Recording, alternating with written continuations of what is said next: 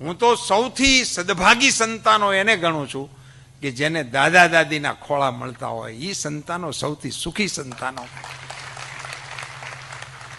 એ કઈ ગાડી વાપરે છે મારા મતે સુખી છે જ નહીં. એ કેવા કપડાં પહેરે છે, કઈ સ્કૂલમાં ભણે છે, કેટલી ફી વાળી સ્કૂલમાં ભણે છે. એ માધ્યમ છે ને પ્રફુલ્લ, મોટો ઉપાડો છે. પછી એની માં આખા બજારમાં પોરખ કરે કે અમારે તો 60,000 રૂપિયા ફી અને પાછા ડ્રેસના નોખા, પાછા કે ટૂરના નોખા. હવે આપણી પાસે હિસાબ કરાવ્યો કે આપણે મૂકવા ગયા હતા તારા છોકરાને, તું આંકડા મને ગણાવે છે.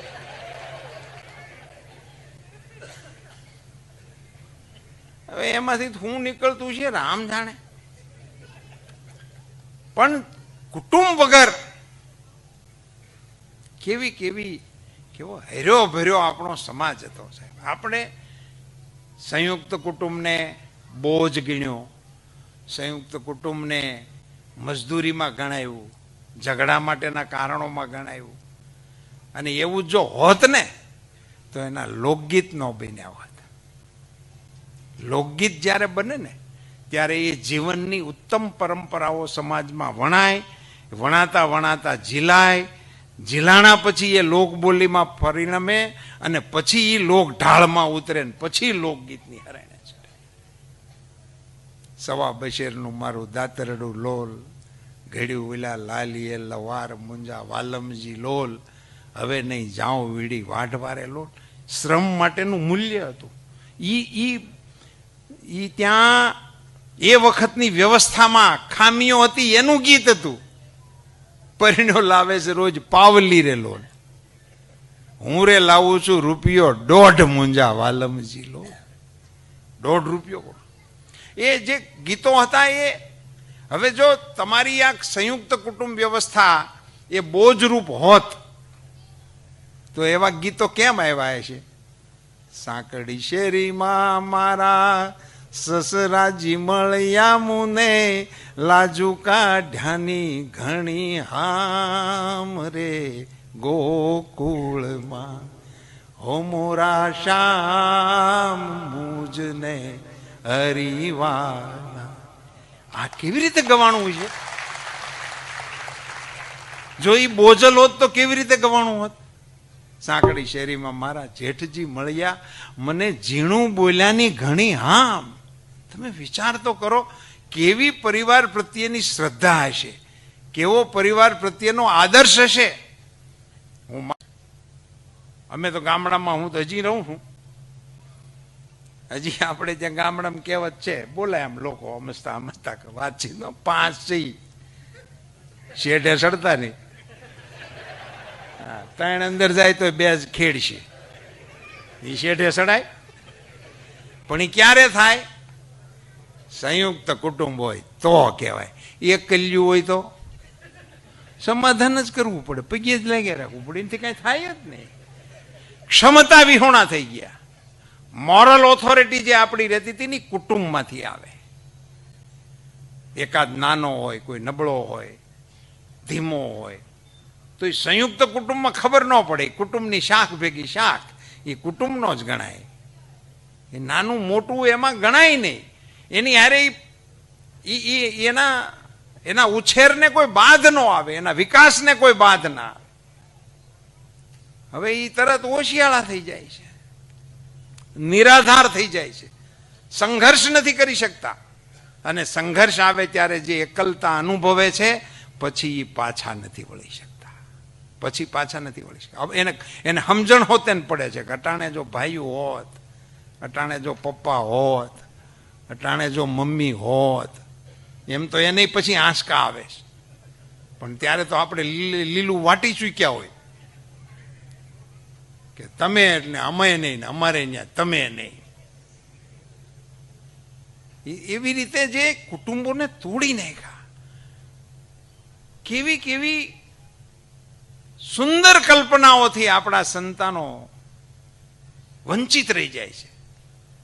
હું તો સૌથી સદભાગી પેઢીને દોષ દેવાની જરૂર નથી. તમે એને કશું પીરસ્યું નથી. તમે એને દેખાડ્યું નહીં કાંઈ ને. તમે તમારા પિતાશ્રીના તમારા માતુશ્રીના પગ દબાવતા હોય અને એ તમારા છોકરાએ જોયું હોય તો કોક દિવસ પગ દબાવવાનું આવે. નહીંતર કે ડેડી અવાજ ના કરો, સુઈ રહો, ડિસ્ટર્બ કરો છો તમે. અત્યારે અમારી સિરીઝ ચાલે છે, એનું કારણ એને નથી માથું દબાવતા જોયો નથી, તને ભાડ્યો જ નથી, તે નથી દબાવ્યું. મૂળ વાંક આપણો છે. એ જ્યાં હવે એ તમે કેવી રીતે દબાવવાનું કરી શકો? કારણ કે તમે જ પહેલે જ નક્કી કર્યું કે આપણે નોખું રહેવું છે ને વેહવાળ સુધી પોગી ગયા. અમારે તો એકલ્યું ગોતવું છે. તો મોટું કુટુંબ છે, મેં તો હલસ બોલે એમાં અમારી દીકરીને ક્યાં નાખવી? અરે એ હલસમાં જ એની સલામતી છે. હલસ બોલે એમાં સલામતી છે. હું તમારી જાણકારી માટે કહું, મારે એક પોલીસ વડા સાથે બેસવાનું થયું હતું.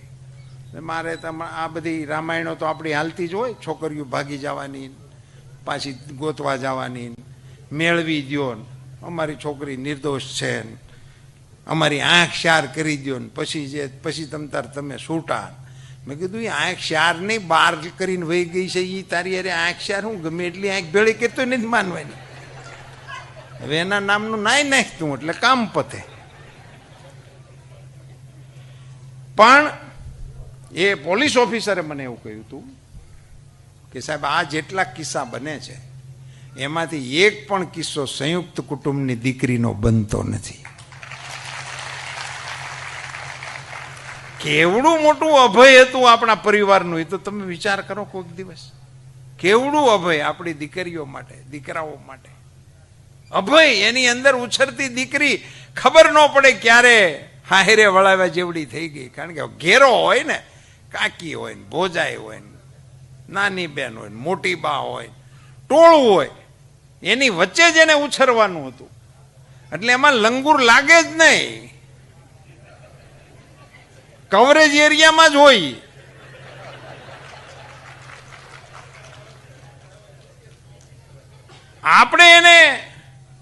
આપણે આપણા પરિવારની લાડકીઓના છત્રને છીનવી લીધા છે અને પછી હવે રોવા બેસીએ છીએ.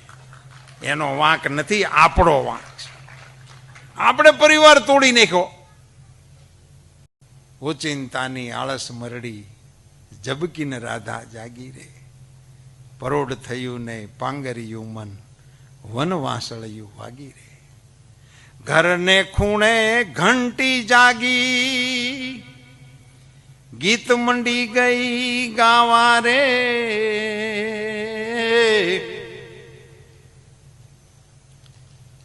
કાંબી કડલા વાદે વળિયા, ત્યાં તો હેલું હાલી ના વારે. પરોઢ થયું ને પાંગરિયું મન.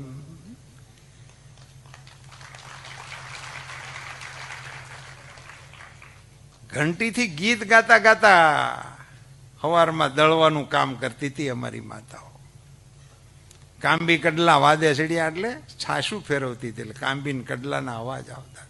હેલ્યું હાલી નાવા રે, હેલ્યું લઈને પાણી ભરવા જતા, પેલા એને ઉટકતા, એટલે હેલ્યું નાવા હાલી એમ ગીત ગવાતું.